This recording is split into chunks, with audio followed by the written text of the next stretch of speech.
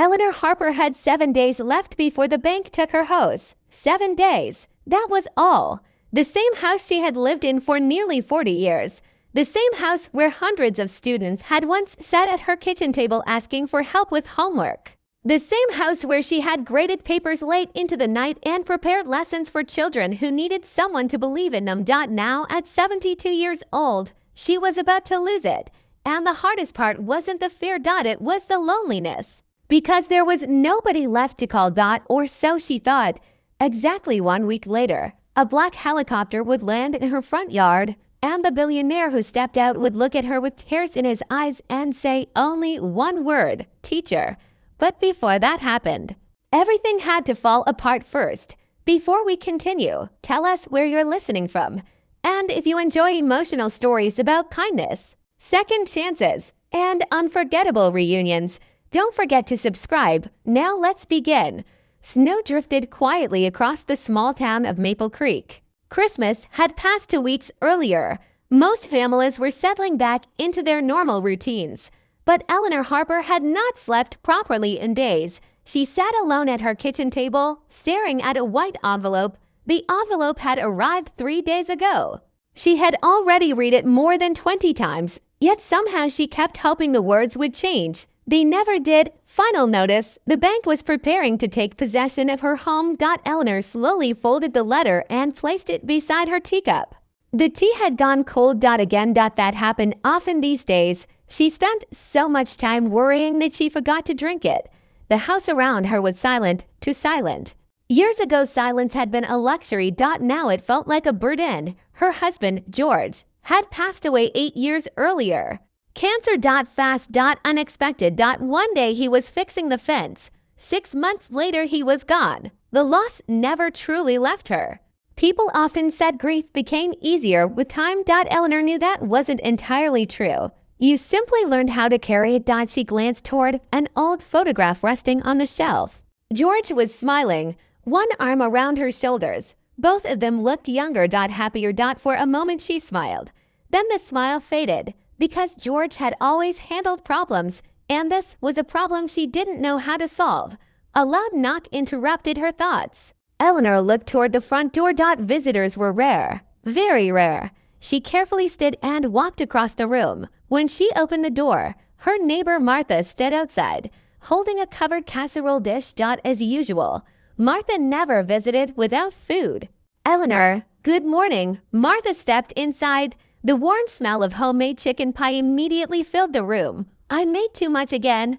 Eleanor laughed softly. You always do, I know. The two women sat together at the kitchen table. For several minutes, they talked about weather, the town. Television shows, anything except the real problem. Eventually, Martha sighed. I heard about the bank. Eleanor lowered her eyes. News traveled quickly in small towns. She wasn't surprised. I'm managing. Martha gave her a look, the kind friends use when they know you're pretending. No, you're not. Eleanor smiled subtly. No. For a moment, neither spoke. Finally, Martha reached across the table. There has to be something we can do. Eleanor shook her head. The mortgage payments fell behind after George died. She paused. My pension isn't enough anymore.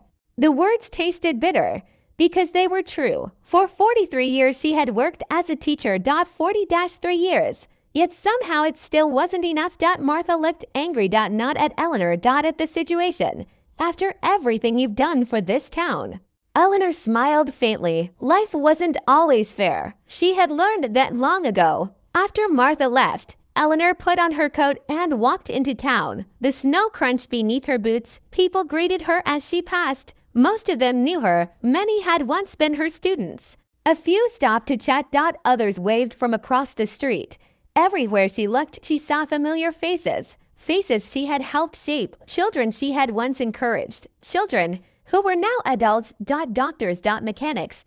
Shop owners. Parents. The sight filled her with pride and sadness. Because despite all those years helping others, she still couldn't save her own home. As she passed the bookstore, something caught her attention.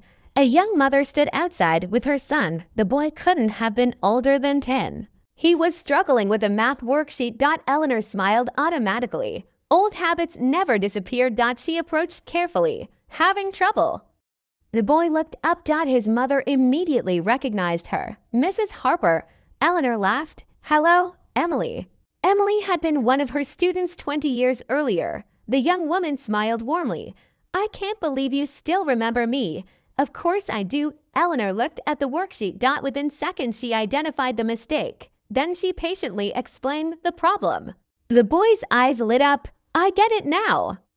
Eleanor smiled, the same smile she had given thousands of students over the years. For a brief moment she forgot her worries, forgot the bank, forgot the notices, forgot the fear.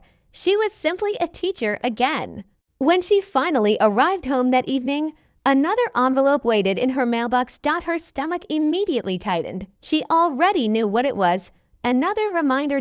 Another warning. Another countdown. Slowly she carried it inside. The winter sun was disappearing behind the hills. Shadows filled the house, making it feel older. Lonelir. Eleanor sat in her favorite chair beside the window. The same chair where George used to read newspapers. The same chair where she now spent most evenings alone. With trembling fingers she opened the envelope. The contents confirmed her worst fear. The foreclosure process would begin in exactly 7 days. No extensions. No exceptions. No more chances. For several minutes she stared silently at the paper. Then something unexpected happened. A tear rolled down her cheek. Not because of the house, not because of the money, but because she suddenly realized she might lose the last place that still felt connected to George. The last place that still felt like home. Outside, snow continued to fall. Inside, Eleanor folded the notice and placed it beside the others. A small pile of bad news. Then she looked out the window toward the empty road. And for the first time in many years, she allowed herself to wonder if anyone remembered all the lives she had helped change. Because somewhere far away, a former student was about to remember her. And when he did, everything would change. Hundreds of miles away from Maple Creek, Daniel Brooks was standing on the top floor of a glass skyscraper. The city stretched endlessly beyond the windows. Traffic moved below like streams of light. People rushed through their busy lives, meetings, deadlines. Investments. Success. Daniel had spent 20 years building that world. And according to every magazine, every business article, and every television interview, he had succeeded. At 38 years old, Daniel Brooks was one of the most successful entrepreneurs in the country. His technology company was worth billions. His face appeared in business journals. His speeches attracted thousands of people. Everyone admired him. Few people knew where he came from. And almost nobody knew who made his success possible. Daniel stood beside the window reviewing documents when his assistant entered. Mr. Brooks, he looked up. Double quotes. Yes. You have 15 minutes before the investor conference. Daniel nodded. Then paused. A familiar name on his tablet had caught his attention. Maple Creek. The words appeared inside a local news article. Normally he would have ignored it. But Maple Creek wasn't just another town. It was home. The place he had spent most of his childhood. The place he had spent years trying to escape. Without thinking, he opened the article. At first, it seemed unimportant. A small story about local economic difficulties.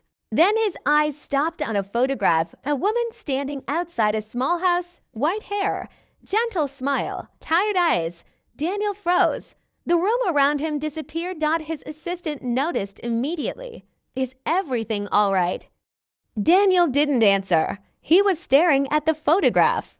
The caption beneath it read, Retired teacher Eleanor Harper faces foreclosure after rising living expenses and declining pension support. For several seconds he couldn't breathe. Mrs. Harper. His teacher. The woman who had changed his life. The woman who should never have been struggling. The woman who should never have been alone. Slowly, Daniel sat down. A flood of memories returned. Memories he hadn't visited in years. Back when he was 10 years old. Back when life was very different. Back when he was the poorest child in school. His father had left when he was 6. His mother worked 2 jobs, sometimes 3. There were days when food barely lasted until the end of the week. Days when bills piled up on the kitchen counter. Days when his mother cried after she thought he had fallen asleep. Daniel remembered all of it. He also remembered being embarrassed. His clothes were old. His shoes were worn. Other children noticed. Children could be cruel without realizing it. Daniel spent much of elementary school feeling invisible, or worse, and wanted until he met Eleanor Harper. Mrs. Harper noticed things other teachers missed. She noticed when students were hungry. She noticed when they were scared. And she noticed when they were losing hope. One winter morning, Daniel arrived at school wearing a jacket that barely fit.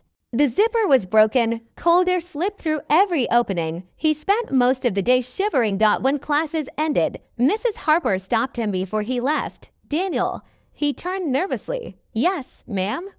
She smiled. "Could you help me carry some books to the library?" Daniel agreed. Of course he did. He would have done anything to avoid walking home in the snow. After they reached the library, she handed him a package. "I think someone left this for you." Daniel looked confused. "For me?" She nodded. Inside was a brand new winter coat. Warm. Heavy. Perfectly his size. Daniel never forgot that moment. Not because of the coat, because of the dignity. Mrs. Harper never embarrassed him, never made him feel like a charity case. She protected his pride, and somehow that meant everything. The memories continued. When Daniel struggled with reading, she stayed after school to help him. When he doubted himself, she encouraged him. When other students laughed at his dreams, she defended him. One afternoon, during 6th grade, Daniel told her something he had never told anyone. "I want to build things." Mrs. Harper smiled. "What kind of things?" "Big things." He laughed nervously. "Maybe businesses." Most adults would have smiled politely. Then changed the subject. Mrs. Harper didn't. She looked directly at him and said something that stayed with him forever. "Then build them." Daniel blinked. "What if I fail?" Mrs. Harper smiled. "Then learn." "What if people laugh?" "Let them." "What if nobody believes I can do it?" Her answer came instantly. "Then believe it yourself until they do." Years later, when investors rejected him, when banks refused loans. When business partners walked away, those words remained in his mind. "Then believe it yourself until they do." Back in the present, Daniel stared at the article again. The idea that Mrs. Harper might lose her home felt impossible. Wrong. Unacceptable. His assistant checked her watch. "Mr. Brooks, the investors are waiting." Daniel closed the tablet. Then stood. "Cancel the conference?" Her eyes widened. "Cancel it." Daniel nodded. "All of it. But there are over 300 people attending."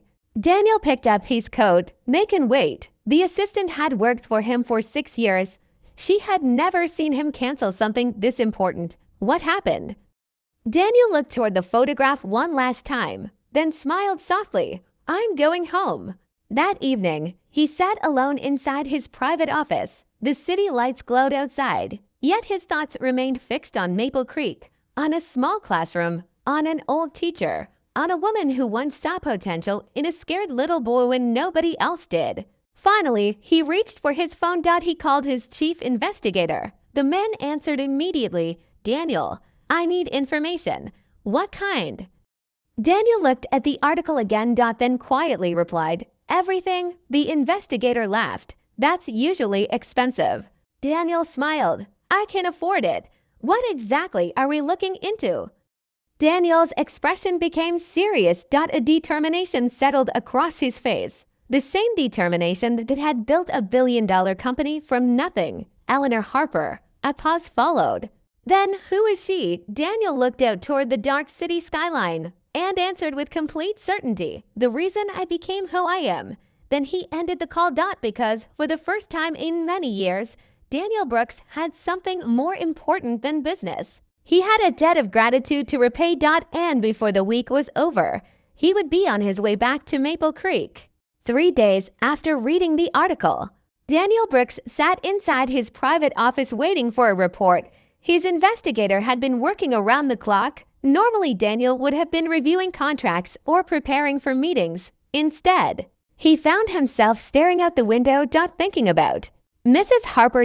Thinking about the small classroom where everything had started. A soft knock interrupted his thoughts. "Come in." The office door opened. Marcus Reed entered, carrying a thick folder. Daniel immediately knew what it was. The report?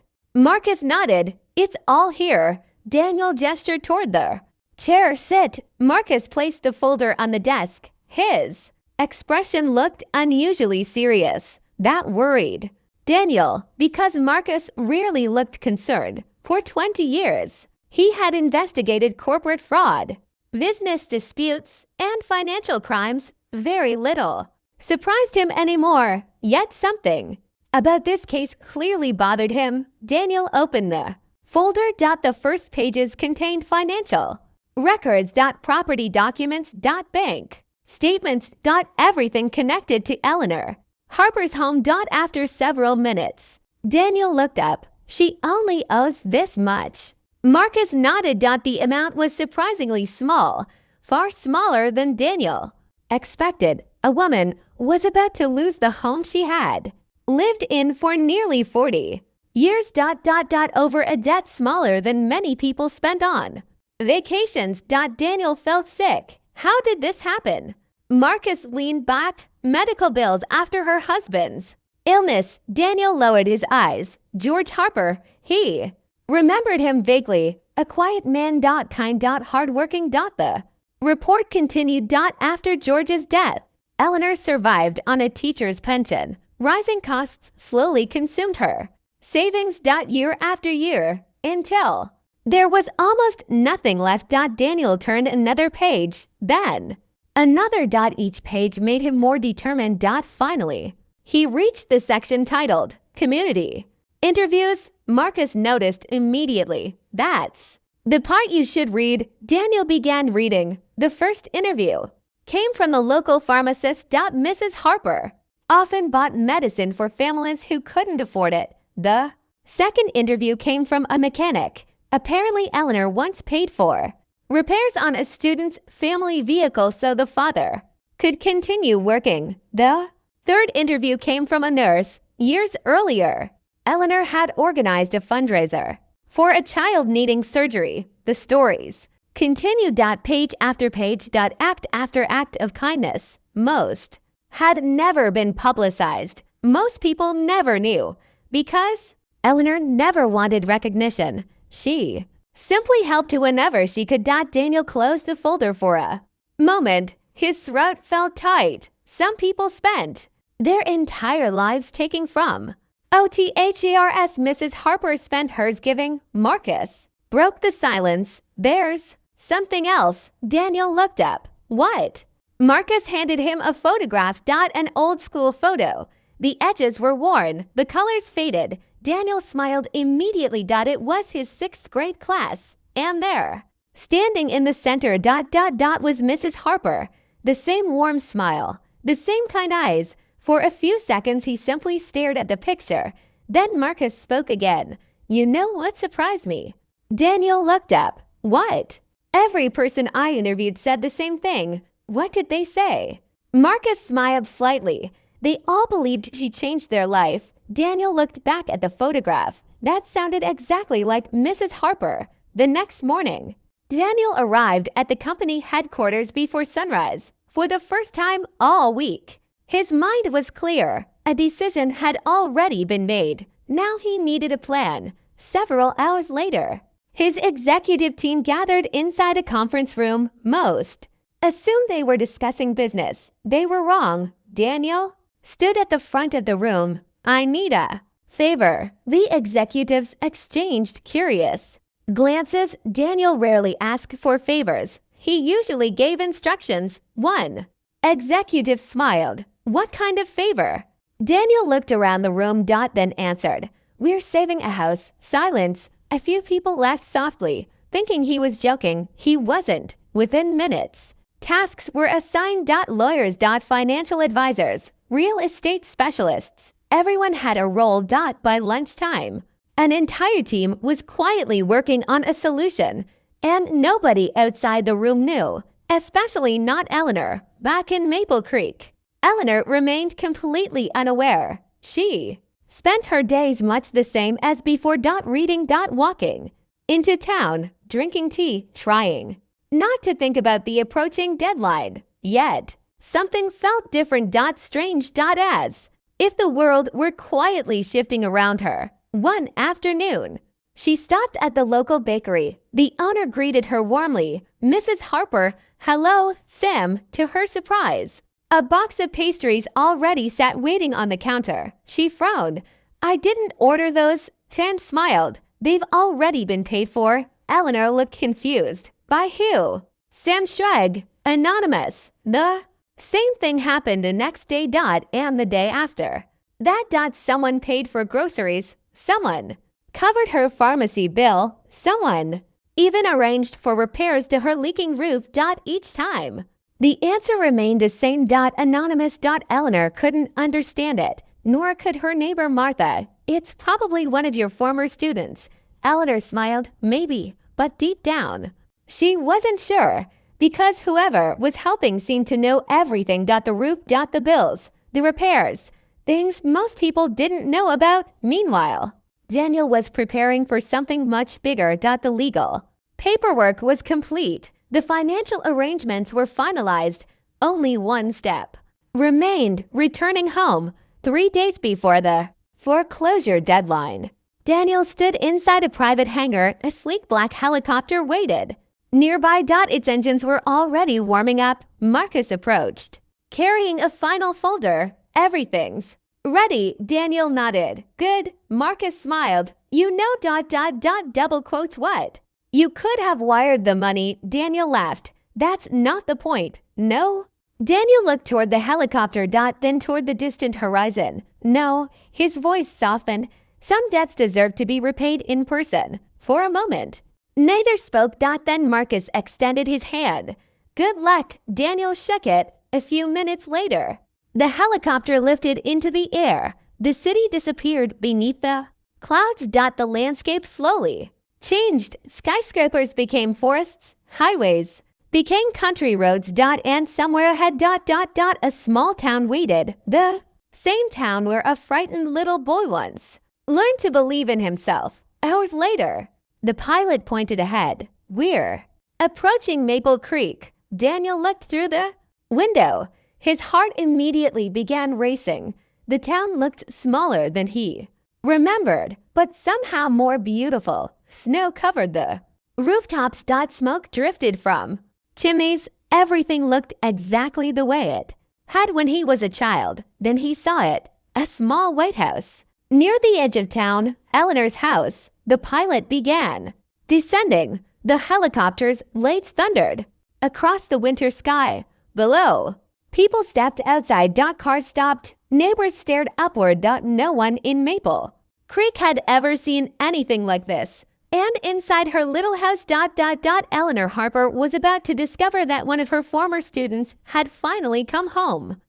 Eleanor Harper was sitting in her favorite chair when she first heard the sound. At first, she thought it was thunder, a distant rumble somewhere beyond the hills. But the noise kept growing louder. And louder. Until the windows began to vibrate. Confused, Eleanor stood and walked toward the front door. Outside, the entire neighborhood had gathered. People pointed toward the sky. Children ran into the street. Cars stopped. Even Martha stood frozen in her front yard. Eleanor, Martha shouted.